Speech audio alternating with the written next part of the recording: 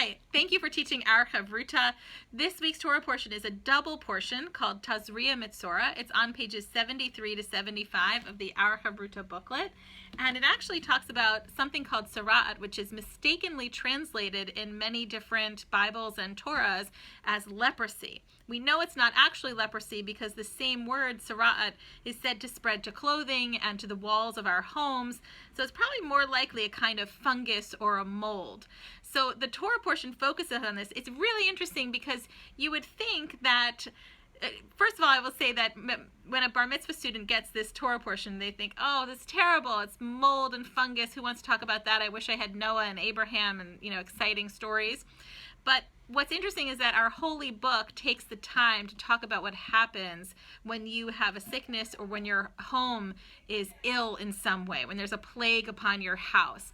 So our holy book is not so dainty that it's not afraid to get into the dirt and to talk about our real lives, about our mundane and often just complicated, dirty worlds, and what we're supposed to do with that. So in terms of Tzara'at, it talks about how what the community's responsibility is when there's a home that has Tzara'at on it, that has a kind of mold or a plague on it, how we're supposed to scrape the walls of the house, how we're supposed to take the stones out. If a person is afflicted on their skin, you're supposed to check the skin very carefully. The priests and the leaders are supposed to come and check, and if they're not clean, they have to stay outside of the camp in a certain place, and then they're invited back in.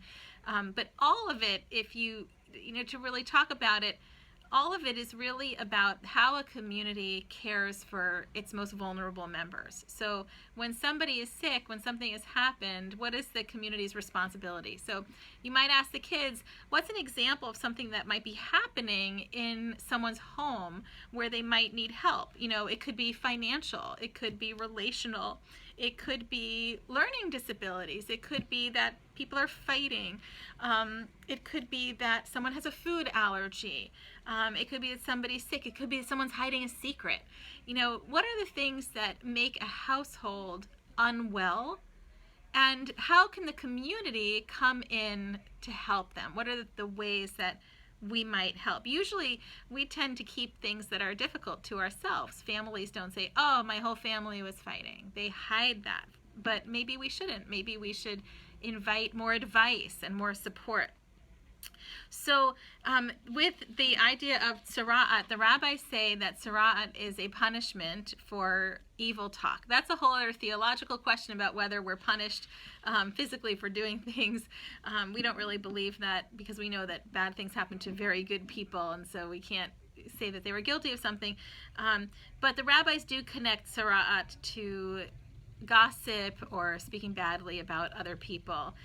They do that because in the book of Numbers, Moses is talked about by his brother Aaron and Miriam and sister Miriam. The two of them talk about Moses, and Miriam is afflicted with Tzara'at for talking badly about Moses.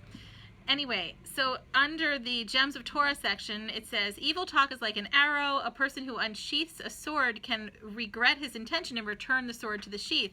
But once you shoot an arrow, it's out there. And that's the same with a bad word about somebody. Once you say something about someone, it's already out there and it starts affecting the world. Also, I like this reading. It says, to what may the tongue be compared? To a dog tied with an iron chain in a locked room within a room within a room, yet when he barks, the entire populace is terrified of him. Imagine if he was loose outside. So the tongue is secured behind teeth and behind lips, and yet it continues to do all this damage, terrifying people. Imagine if it was outside. And also, evil talk kills three people: the speaker, the listener, and the one who is spoken of. So even if you're just listening to gossip, you're guilty and a part of you dies. That's a pretty aggressive thing to say, but maybe the kids can talk about what kind of gossip do they know, what kind of gossip hurts the most? Have they ever heard gossip? Have they ever spoken gossip? What are the examples of the ways that we use our words that can really cause damage? Have any of them been hurt by gossip? And what do we do? What do you do when somebody says, oh, did you hear what so-and-so did? Do you walk away? How do you protect yourself from hearing gossip and from participating? There's also a nice thing at the top of page 74. Rashi, who's, the French commentator, says, because of the plague of Tzara'at comes in punishment for evil talk, which is an act of chattering. Therefore, birds are needed for purification. So one who has Tzara'at in this Torah portion is supposed to offer 2 birds.